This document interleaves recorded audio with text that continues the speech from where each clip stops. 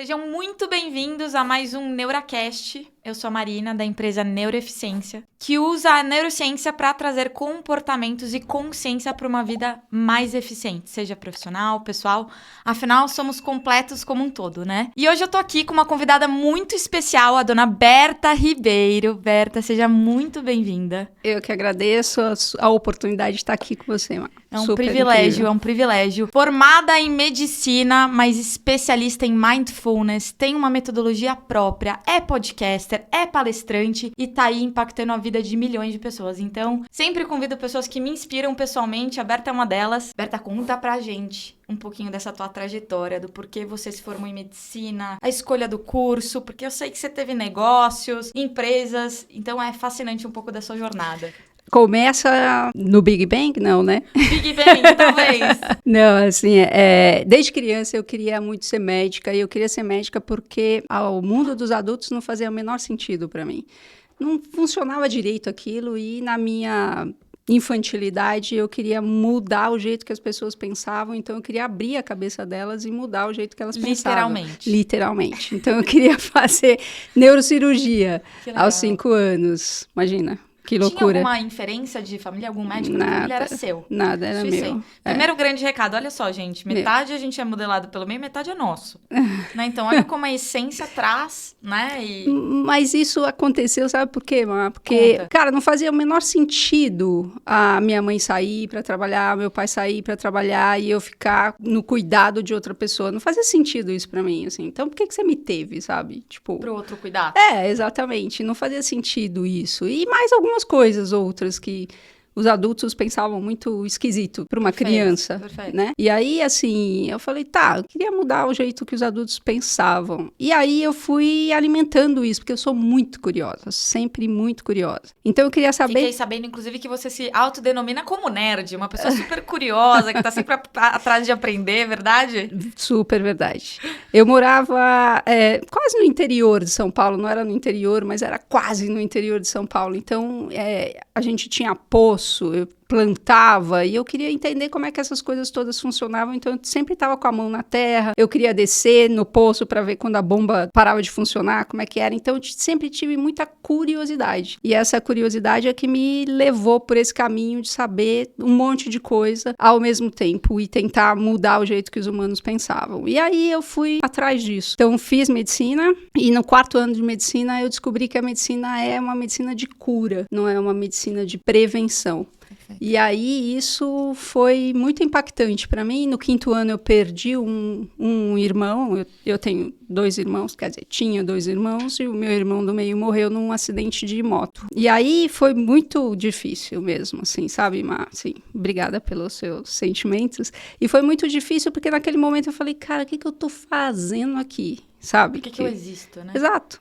Né, assim, não só porque... O que a medicina pode ajudar nesse momento? Sim. E eu não pude ajudar o meu irmão naquele momento, né? Então, eu comecei a repensar isso, que já estava na minha mente desde o meu 4º ano, que era, a gente só estuda doença. Perfeito. A gente não estuda saúde. Exato. Saúde a gente estuda os 2 primeiros anos, depois a gente só estuda doença.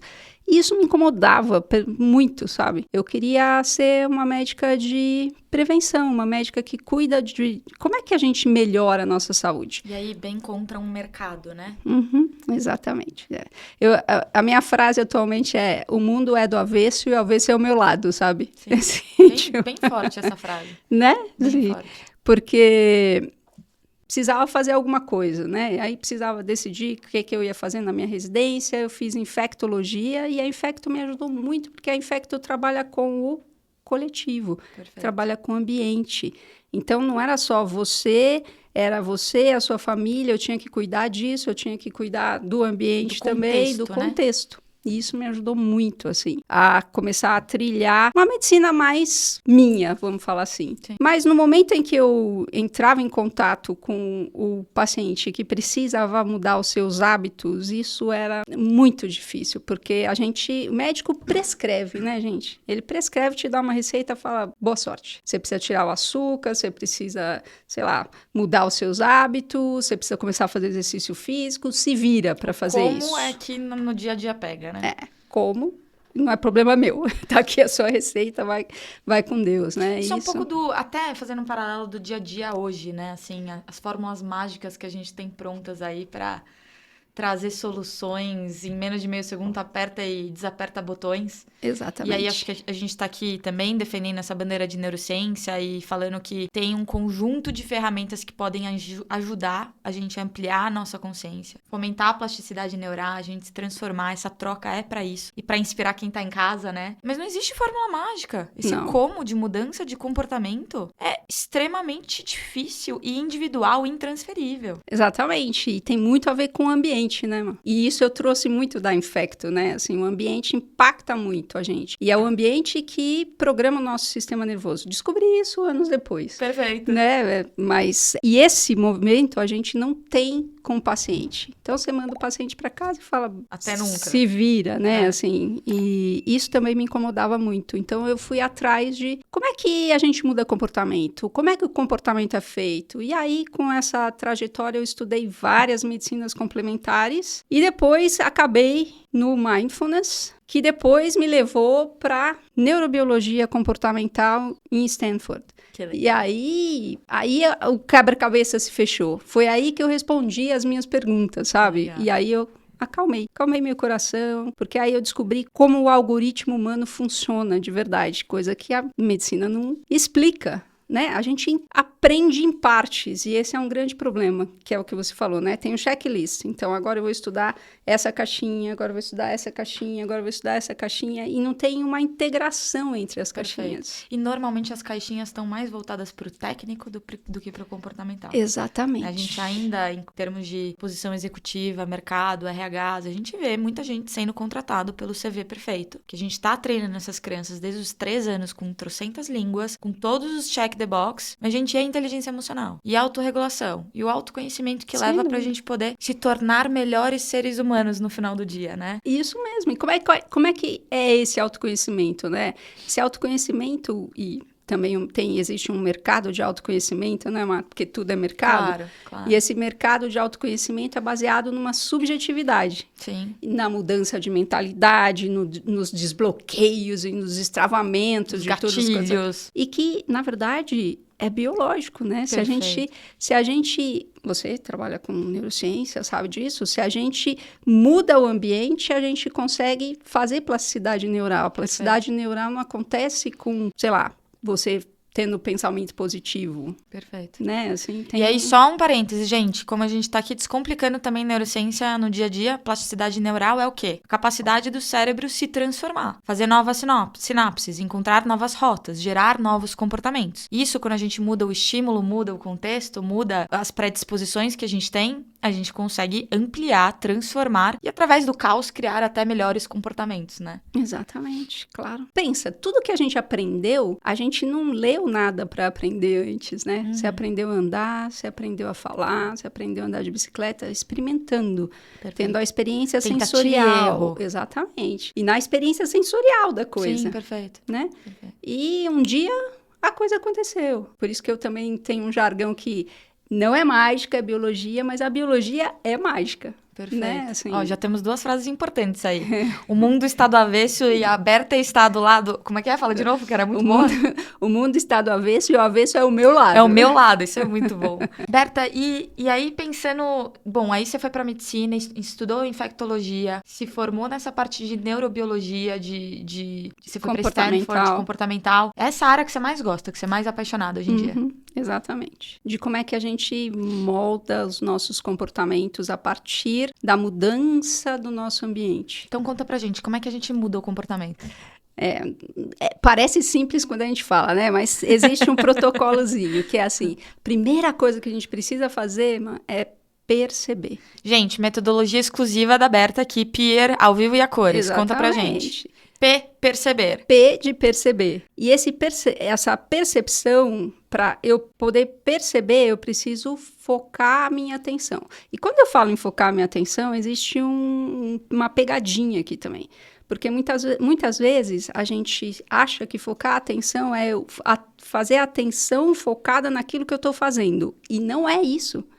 É a atenção focada no seu corpo, na percepção sensorial daquilo que você está fazendo naquele momento, de como você faz. Estamos nas Olimpíadas, vamos falar sobre isso um pouquinho, né? Claro. Assim, Rebeca Andrade. Perguntaram para ela, não sei se você viu essa entrevista, é muito interessante, que falaram para ela, naquele momento em que você está ali, né, esperando para poder entrar e fazer, O que você está fazendo, das receitas? Exatamente, né? O que você está pensando nas receitas, né? Isso chocou um monte de gente, como assim? Porque a gente aprende que a gente tem que estar repassando os exercícios, que a gente tem que estar focado ali, com a mente vazia, isso é um super mito. Olha né? que legal, quebrando mitos também, hein? Isso é um super mito, que a mente tem que estar vazia. Não, ela estava ali, a mente pode viajar e você pode estar com a atenção no seu corpo, porque é da natureza da mente de viajar. É Perfeito. da natureza da mente Esse devagar. desvaneio, ele já entra em uma aceleração de ondas de mindfulness especificamente ou não? Não, Tá. ainda não. Tá. Né? O mindfulness, ele tem a coisa de você poder estar com a atenção completamente focada nos seus sentidos. Perfeito. Mindfulness é acordar os sentidos. Ótimo, então ainda a gente já não tem mais esses desvaneios, esses pensamentos da receita, de onde vai, pra onde Você foi. tem, mas você não se engaja. Tá. Igual o nosso Instagram, o TikTok, que você vai indo com o dedo furioso, você dá like, mas não compartilha, Perfeito. né, com os seus pensamentos. E por isso que ela pode pensar na receita, no como ela vai ser médica, ela operando gente, e vai lá e faz. Por quê? Porque primeiro ela foi treinada para isso, o corpo dela sabe fazer, e ela está com a atenção nesse veículo que é o corpo, e não naquilo que ela está pensando. E não está tentando brigar com a mente. Então, ela precisa primeiro perceber isso, porque a gente se identifica com os nossos pensamentos. Claro, claro. E validá-los, né? Exatamente. Legal. Ou falar, não quero pensar desse jeito. Não é sobre isso agora. Exatamente. Aí vem a regulação consciente, né? Isso, né? Então, a intenção do perceber é desenvolver essa capacidade de você saber como o seu corpo está reagindo ao estímulo que ele está recebendo. Perfeito. Então, esse é o primeiro passo. Aí você identifica como o seu corpo reage a esses padrões, né? E essa identificação tem a ver com essa programação anterior do nosso corpo, do nosso sistema nervoso, da reação àquele estímulo. Então, que tem uma predisposição já armazenado em memória, hipocampo, todo o repertório que a pessoa traz. Exatamente, amígdala, né? Exato. Por isso que às vezes as pessoas explodem e nem percebem. Perfeito. O Peer tem uma coisa bem interessante, que existem 4 fases para a gente começar a perceber as coisas, né? Voltando para a percepção, tá bom? 4 fases para a gente prestar atenção, para a gente reconhecer as coisas. Vamos pensar em quando a gente tirou as fraldas, porque todo mundo aqui usou fralda, né? Então, assim, vamos pensar em quando a gente tirou as fraldas. Primeiro, a gente nem percebia que a gente fazia xixi Perfeito. na fralda, né? Depois, a gente começou a perceber que a gente fazia xixi na fralda depois que a gente fez, porque a gente ficava molhado. Então, isso começava a incomodar. Eu percebia que eu estava molhada. Depois, eu comecei a perceber que eu estava fazendo xixi. E depois eu comecei a perceber que eu queria fazer xixi. E é só quando eu percebi que eu queria fazer xixi é que eu pude controlar o meu esfíncter. Perfeito. Então, assim... Isso para qualquer processo de aprendizado, Exatamente. né? Se a gente falar, a gente vai andar de bicicleta, a gente vai aprender a dirigir. Eu nem sei que o carro existe, eu não sei que eu não sei dirigir o carro. E meu irmão mais velho ganha um carro, de repente... já sei que eu não sei dirigir o carro. E assim vai a percepção com outras coisas, claro, mais profundas e menos superficiais, como esse exemplo. Exatamente, mas é porque é um processo sensorial, não é um processo cognitivo. Perfeito. Quando você aprendeu a sair das fraldas, não existia. É um desenvolvimento do seu sistema nervoso. Perfeito. E é assim que a gente muda o comportamento. Com a neuroplasticidade, como você bem explicou aqui há pouco tempo. E aí, gente, pausa de novo. Sistema nervoso, vamos falar que a gente tem a nossa caixota aqui, né, com 86 bilhões de neurônios, 20 só nessa parte aqui do córtex pré-frontal, que a gente se considera um ser superior e racional, né? Será que somos? Tem a nossa medula, tem todos os nervos e é a nossa central de comando de tudo, né? Então, todos os nossos comportamentos, todas as funções que estão acontecendo aqui nesse ambiente de falar, trocar, respirar, sentir, perceber, está partindo desse sistema como um todo. E o mais interessante é que o córtex pré-frontal, ele não nasce pronto, né?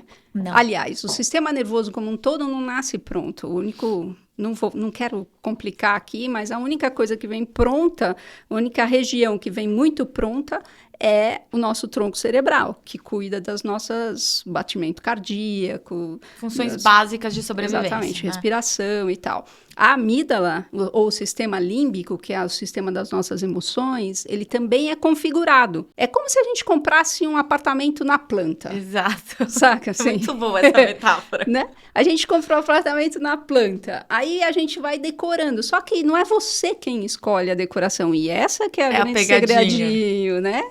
Né?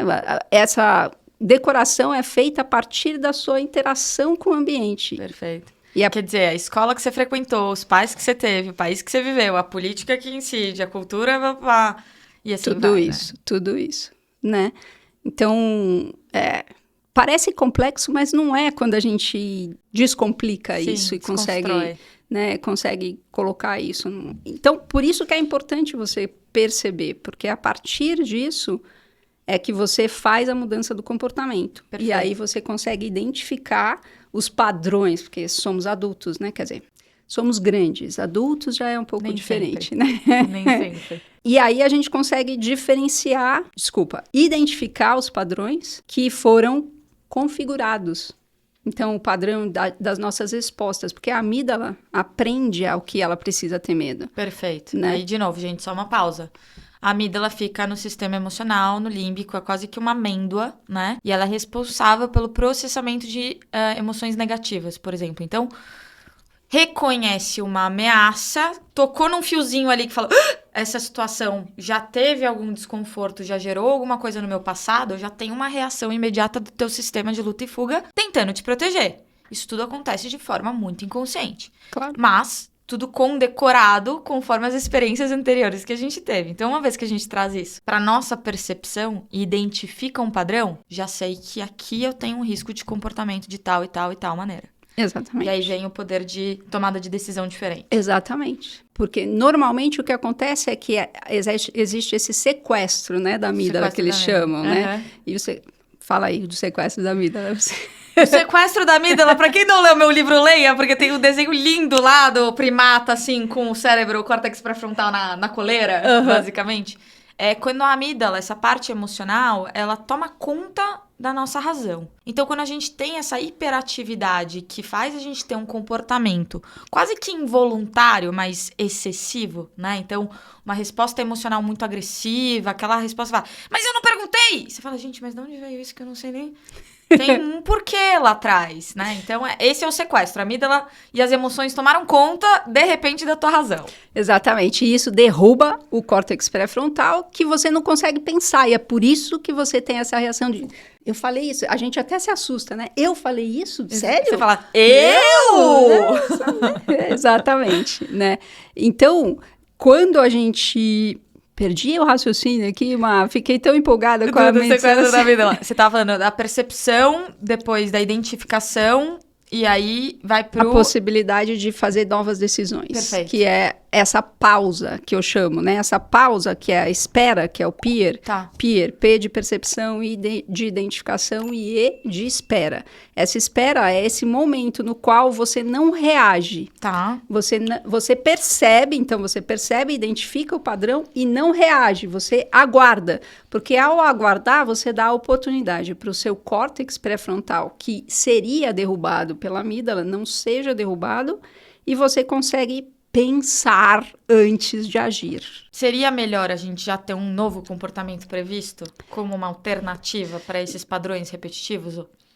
Não necessariamente. Eu acho que dentro daquilo que eu entendo, esse padrão ele vai acontecer a partir do momento em que você dá a pausa, porque não é a gente que escolhe. Sim.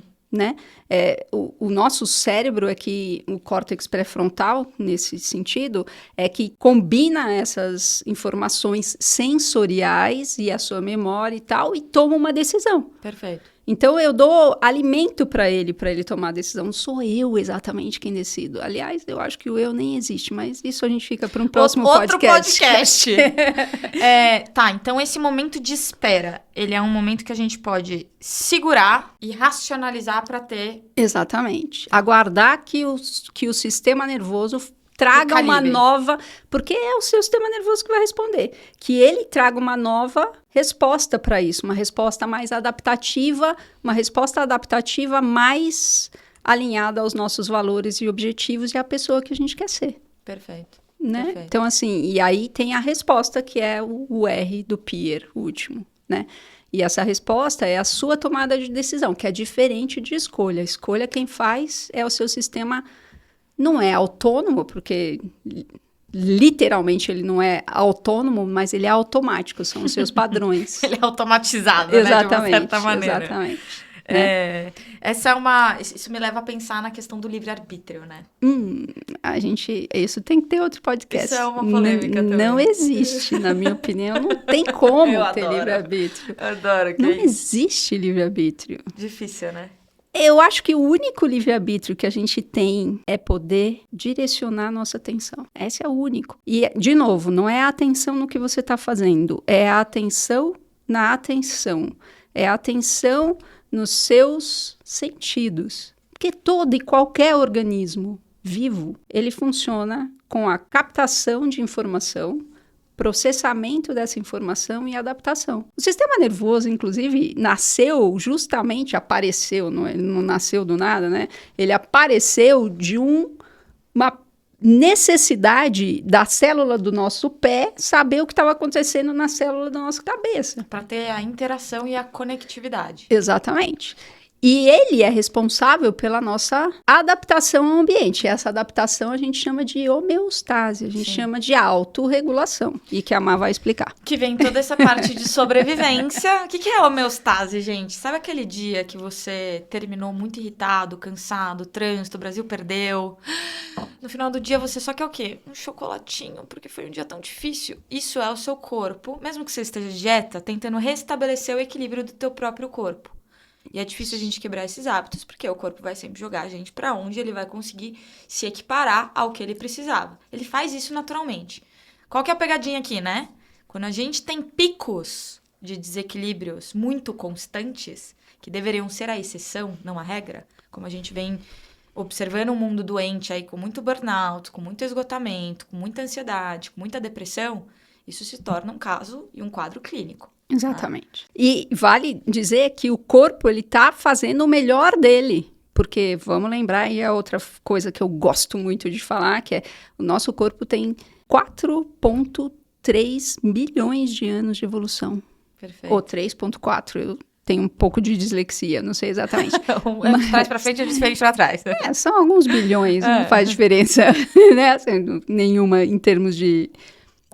Claro que faz diferença em termos de evolução, mas tem 4,3 bilhões de anos de evolução. E não existe uma inteligência no corpo exatamente, mas essa inteligência da adaptação fez com que o nosso corpo tivesse todas as ferramentas necessárias para que ele sobrevivesse ao ambiente no qual ele está inserido. Perfeito. E a gente está o tempo inteiro mudando o nosso ambiente. No século passado, a gente não tinha essa tanto de informação que a gente tem hoje. Todos esses estímulos, eles sobrecarregam a máquina, né, Exatamente. Mas ela se adapta. Perfeito. E a questão e a pegadinha, uma outra pegadinha que tem aqui, é que se você tiver o foco da sua atenção, você pode escolher para onde ir. Mas caso você não tenha isso, não é que você pode escolher, porque eu acabei de falar que você não tem escolha.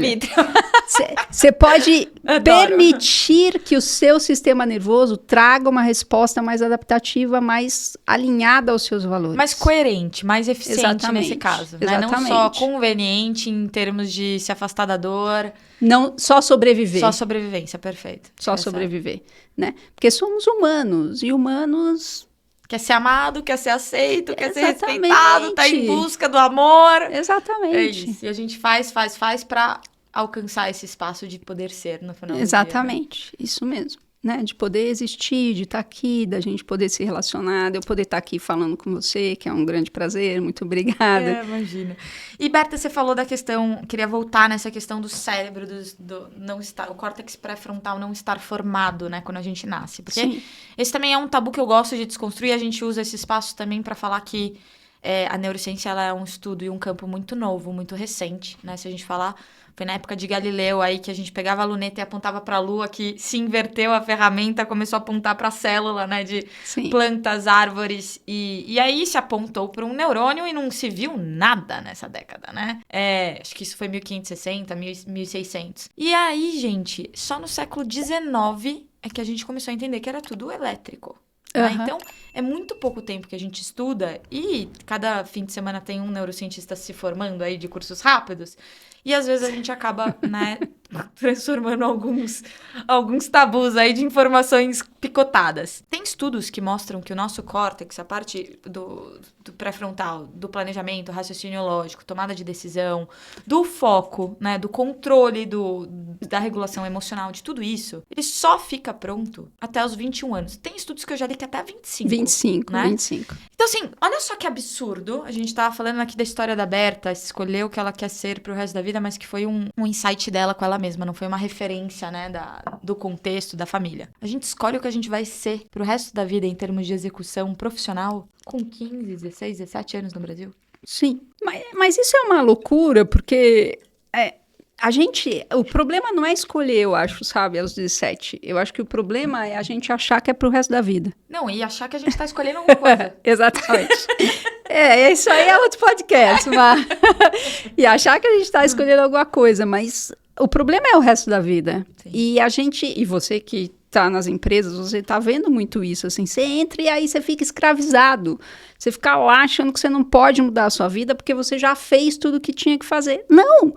E a neuroplasticidade é linda isso. Por causa disso, exato. Porque você pode a cada dia ir mudando e fazendo novas experiências. E eu sou muito curiosa, gente, você não tem noção do que eu já fiz na vida. Quero saber mais, conta. Uma das coisas mais bacanas que eu fiz foi um curso no Japão de cozinha, eu não sei falar isso, mas vou tentar. Shinjiori, né? E essa cozinha, ela é uma cozinha para monges budistas. Uau! Então, ela é uma cozinha que não tem elétricos. Ela é feita na mão. Então, a gente tem que moer as sementes. É uma experiência mindful. Que legal. Total, assim, né? E essa foi a coisa mais incrível, assim, de experiência sensorial mesmo. O que você leva dessa experiência, Berta?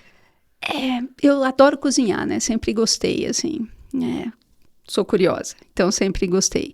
E essa experiência me trouxe a coisa do estar completamente presente ali naquele alimento e como a gente pode modificar. Coisas que você compra hoje ali no Santa Luzia ou mesmo no Pão de Açúcar, no supermercado aí da sua esquina, que é o...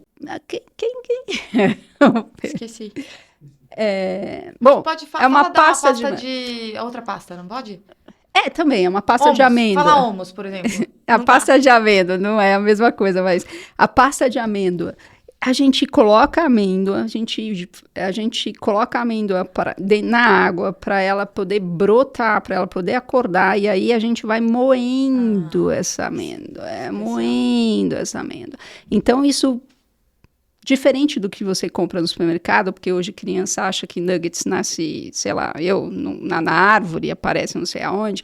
Saber desse processo, saber como as coisas são feitas e fazê-las. E é isso que eu levo, sabe? Assim, a possibilidade de entender, como sempre, sim. Experienciar como é fazer as coisas, como elas... se tornam aquilo que a gente hoje compra, consome, assim. Sim, os industrializados vêm com uma velocidade que a gente perde a vazão até da valorização do processo que tem por detrás, né? Então, e aí perde o valor. Perfeito. Né? A gente só trabalha com preço. Vou entrar num outro âmbito aqui, mas perde o valor porque a gente está interconectado e os nossos serviços criam essa teia. Porque você está usando uma camiseta, eu também, né? Assim, essa água, essa balinha, esse microfone, a internet, as câmeras, tudo que estão aqui foi feito por alguém. E a gente não valoriza esse alguém. E eu não estou falando do trabalho escravo das crianças, dos chilenos. Não. Eu estou falando da coisa que a gente perde esse valor, sabe? Sim. E então a camiseta passa a ser só uma camiseta. Sim. E aí Aí a gente perde essa conexão, sabe? Isso também tem a ver com o processo de automação das coisas que vêm fáceis, né? Exatamente.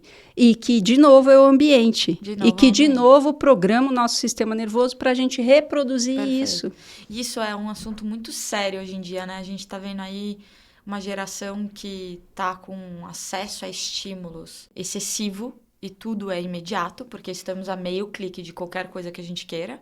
Antigamente você tinha que ligar para o ponto de táxi, esperar 2 horas para poder, se conseguir alguém para te buscar, para levar. Quer dizer, hoje em 2 minutos você tem um taxista na sua porta, você tem a comida na sua porta, você tem o filme que você quer assistir na televisão. Não tem que esperar, né, ir na Blockbuster e é o filme que tá disponível, outro que já alugou e é uma semana que você tem pra...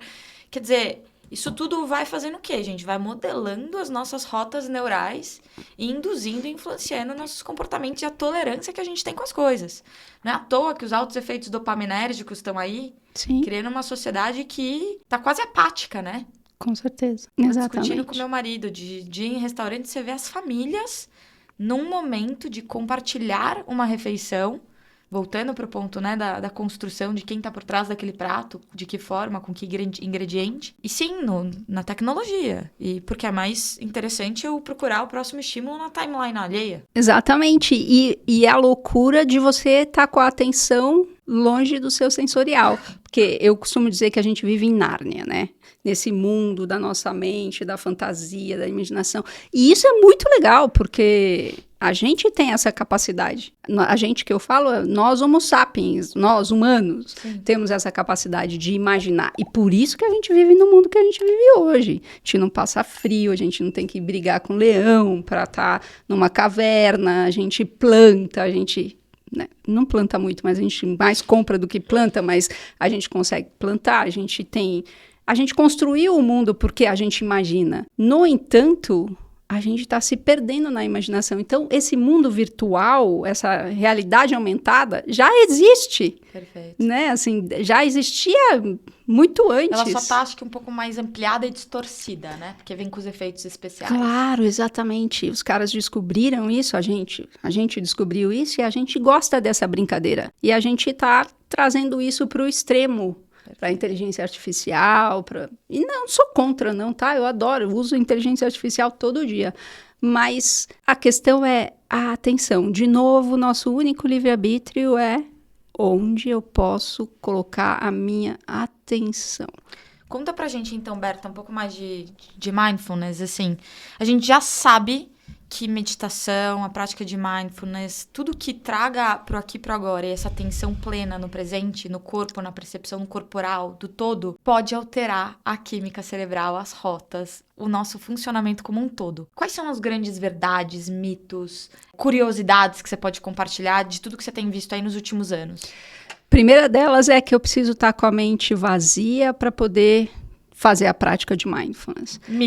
Mito, total. Mito. Porque, de novo, é você não se engajar com seus pensamentos. O segundo é, quando eu presto atenção em mim, eu estou prestando atenção no que eu estou sentindo. E aí eu deixo de me identificar com os meus pensamentos e passo a me identificar com aquilo que eu estou sentindo, com as minhas emoções. Que é fisiológico, né? Vem involuntário, não bate na portinha e pede licença. Exatamente. Mas isso também impede você de estar com a sua atenção no sensorial. Muita gente não, 100% das pessoas que eu trabalho, elas confundem emoção com sensação. Isso aqui é uma curiosidade. Conta pra gente, isso é legal. Muito difícil. A sensação é o que eu chamo de informação crua. Sensação é, eu estou sentindo a temperatura do ambiente, a pressão. Por exemplo, vamos fazer aqui, já agora, isso, né?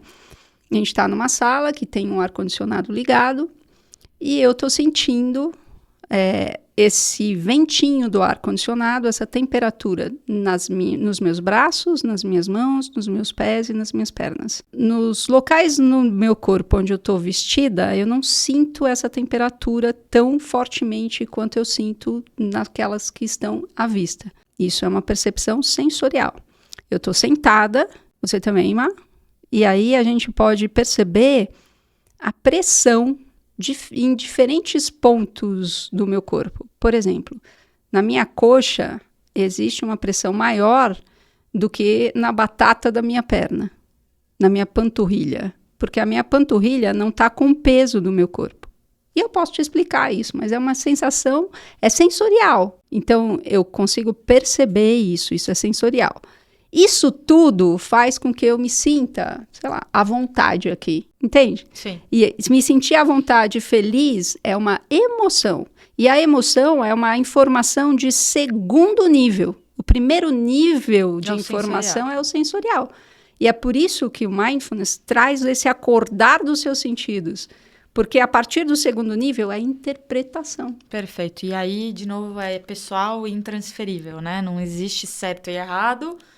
Existe melhor e pior, dependendo da riqueza que a gente traz de detalhamento do contexto, né?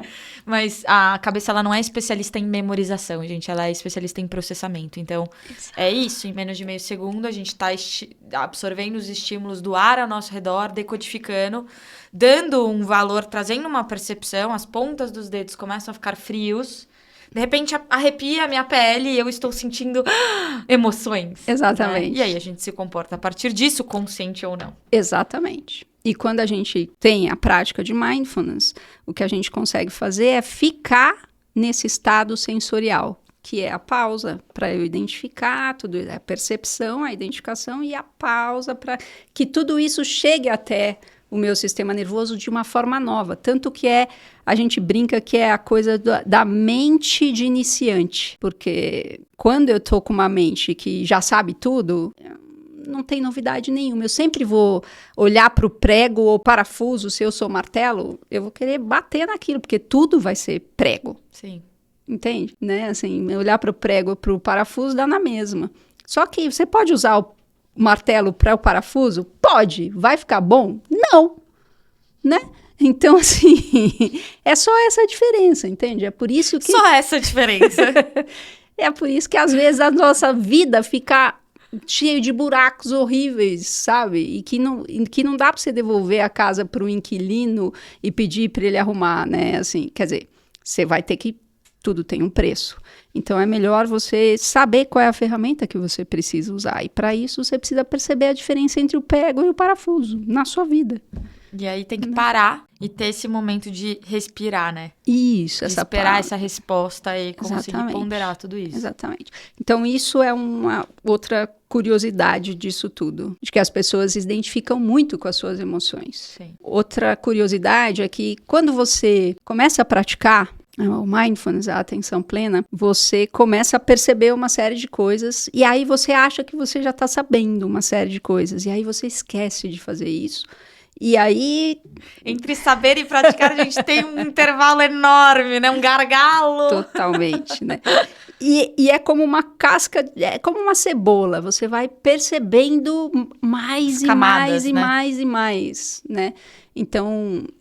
A coisa que eu mais, a frase que eu mais ouço na Academia Líderes da Mente, que é um programa meu que a gente se encontra semanalmente, uma mentoria, é assim: agora eu entendi o que você falava. Mas já tinha me falado isso há 3 semanas, mas agora eu entendi. Porque... Puxa, mas 3 semanas é pouco, né? Às vezes não vem depois de anos. Não com esse método, exatamente. Tá bom. Né? E não é mágica. Perfeito. Não é mágica. Claro. A gente começa com pequenas coisas. Sim. É a percepção de pequenas coisas. Por exemplo, no domingo, que foi o nosso encontro, uma das participantes falou assim: aconteceu uma coisa muito bizarra. E isso é bem importante também, porque isso é uma outra curiosidade. Você não percebe a mudança até que você perceba o seu comportamento no momento que você teria um comportamento diferente. Perfeito. A graduação, ela não é percebida, né? Não é. Né? Então, ela falava assim: hoje eu derrubei café na minha toalha. Em outros tempos, eu surtaria, ficar puta, acabou meu dia, acabou. Hoje eu peguei a toalha e coloquei pra lavar. Isso, que mudança de comportamento! Né? Então, isso é uma outra curiosidade, assim, porque hoje a gente tá no dia de que eu aperto o botão, tudo muda. Claro, então, as pessoas chegam... tanto para você quanto para mim, querendo a mudança amanhã. Não está adiantando esse processo aqui, não está adiantando nada. Não, está adiantando, só que você não está vendo. É igual aprender a ler, escrever, andar de bicicleta. Tem que praticar. Tudo isso. Você tem que praticar e uma hora acontece. Sim. Né? E você vê que aconteceu. Com esforço, né? Existe constância para isso acontecer, né? Exato. Então, Não sei se a palavra é esforço. Acho que a melhor é constância. constância, sim. Né? Sim. Porque não é exatamente... Depende do... faz sentido. E falando assim, hoje, dentro dos atendimentos que você tem, Berta, são grupos, né? Conta pra gente um pouquinho dessa São atuação. grupos. São programas. Eu tenho vários programas. Eu tenho Plenitude, que é um programa bem rápido de 8 semanas para gerenciamento de estresse. Eu tenho o Performance Inteligente, que trabalha uma performance inteligente e não a alta performance. Ele faz esse contraponto. Legal. Então, a gente pratica como é que a gente cria essas conexões neurais da inteligência e não da alta performance, né? Então, trabalha esse equilíbrio entre o seu emocional e o seu trabalho. Eu tenho a Academia Líderes da Mente, que é esse programa de mentoria que é anual. Legal. Né, e que as pessoas passam, que tem um acompanhamento semanal. A gente escuta um podcast meu durante a semana, que tem sempre uma prática. O meu podcast é o Mindful Moments. Ele tá no... Sigam, gente, super legal. Você já ouviu, Irmã?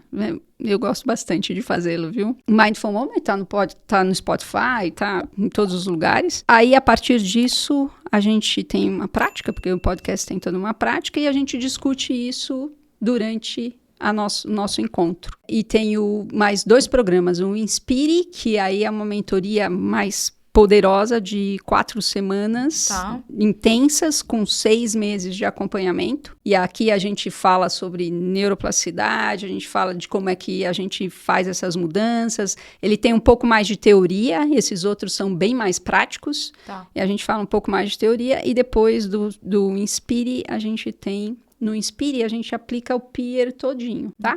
Na prática. E depois do Inspire, a gente tem o Sinapse. O Sinapse é um programa muito legal, que ele tem um volume de conhecimento muito intrigante, que a gente fala como é que nasce o comportamento. Tem uma mandala, que não é exatamente uma mandala, mas é um biotipo comportamental. Como é que os estímulos de quando você era criança aconteceram para tornar você quem você é hoje. A gente estuda tudo isso. O Sinapse tem 6 meses também. E ele tem 6 semanas intensas de encontros. Você tem um que você gosta mais de conduzir? Cara, se colocar gente na minha frente, eu gosto, sabe? Eu tinha um episódio chamado Mindful Moment no parque, que eu ia pro parque e as pessoas se reuniam e eu gosto de estar com as pessoas e falar sobre isso, né? Eu gosto muito do Sinapse, gosto também do Inspire, é difícil. Não dá, né? Pra escolher quando a gente gosta do que a gente faz, gente. E quando tem o propósito atrelado também, né? Quando a gente se descobre nesse lugar de o que eu sou bom, o que eu faço bem, o que eu tô agregando pra um mundo melhor do que aquele que eu recebi, acho que vem todo o sistema de recompensa, os químicos que são liberados e... Isso mesmo. Né? Os hormônios da felicidade, do prazer. É isso. E é muito legal, eu gosto muito de fazer o que eu faço. Que legal.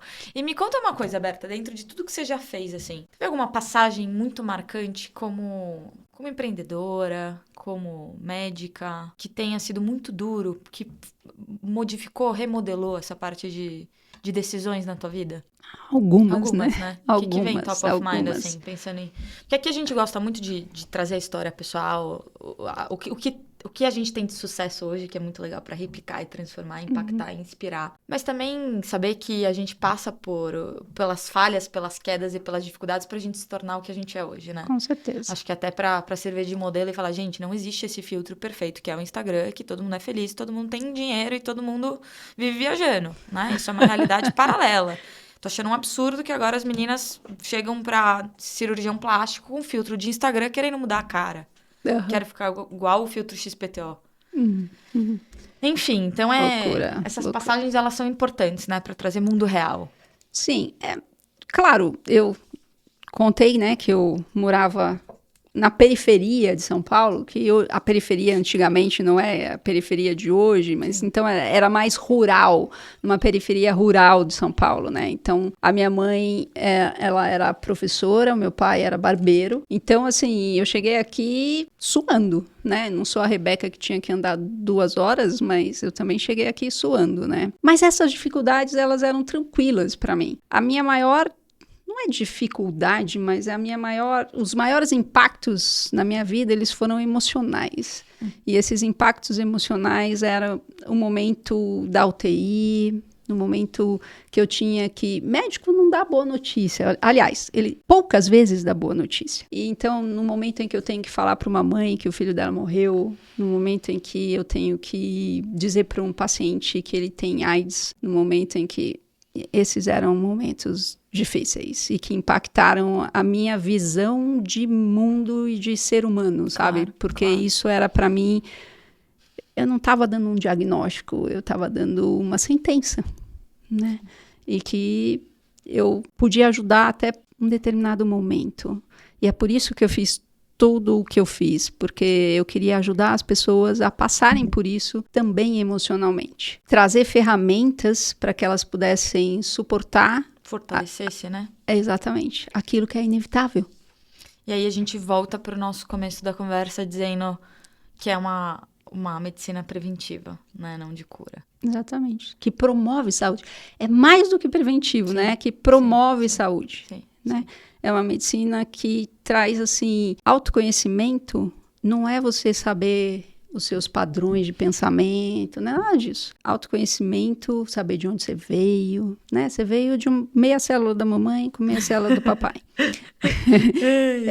Autoconhecimento é você saber como você funciona. Sim. E saber como você funciona não é conhecer a sua psique, é conhecer a sua biologia. Então, essa é a minha missão mesmo, sabe? Falar assim, cara, é biológico. E tudo que você pensa, tudo que você sente, tudo que você defende, todos os seus valores e crenças são biológicos. Por isso que não tem livre-arbítrio.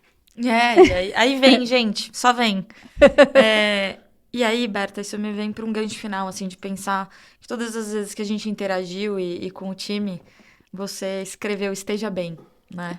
Eu acho que vem nessa linha de promoção de saúde e de expectativa de construção de um emocional melhor a cada dia, de torcer pelo próximo, de construir isso em conjunto, coletivo. Isso.